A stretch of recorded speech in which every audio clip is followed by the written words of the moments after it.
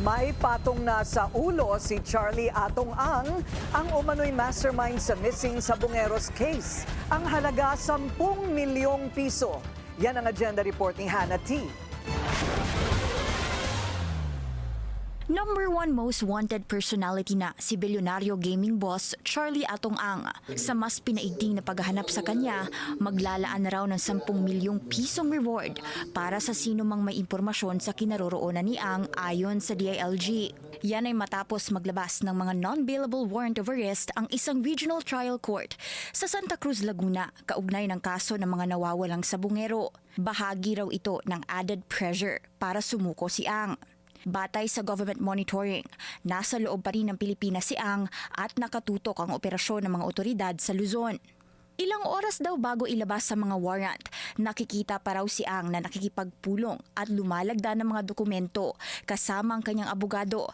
Palatandaang hindi pa ito nakakaalis ng bansa sa ngayon.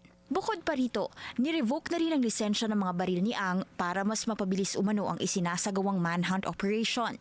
Base sa police records, 6 na baril ang registered firearms niya at inatasan na ang CIDG para siguruhing maisusuko ang mga baril sa mga otoridad. Si Atong po ay bumibiyahe na hindi ko kukulang ng 20 ang bodyguard namin. Sanay po yan sa marahas na pagharap sa mga otoridad. Sanay po yan sa marahas na paraan para masolusyonan ang kanyang mga problema. So we consider him armed and dangerous. Ipinag-utos naman ni Acting PNP Chief Police Lieutenant General Jose Melencio Nartates Jr.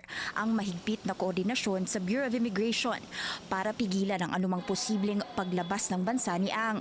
Mahigpit na binabantayan ng PNP ang mga airport at seaport sa buong bansa, kasabay ng pag-deploy ng dedicated tracker teams at intelligence units bilang bahagi ng patuloy na manhunt.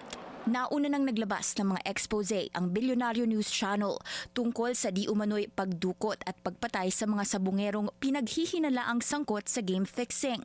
Sa kasalukuyan, si Atong Ang ay kasama sa 18 akusado sa kaso.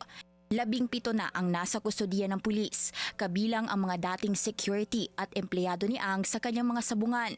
Nahaharap si Ang sa 15 counts of kidnapping and serious illegal detention at 4 counts of kidnapping with homicide.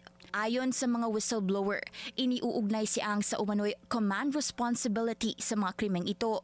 Tinangkang isilbi ng mga otoridad ang mga warrant sa mga property ni Ang sa Mandaluyong, Pasig, Lipa City, Batangas, pero hindi na siya natagpuan doon.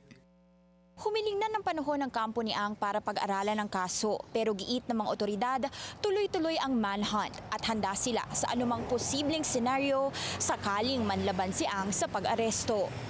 Para sa agenda, Hannah T, Bilyonaryo News Channel.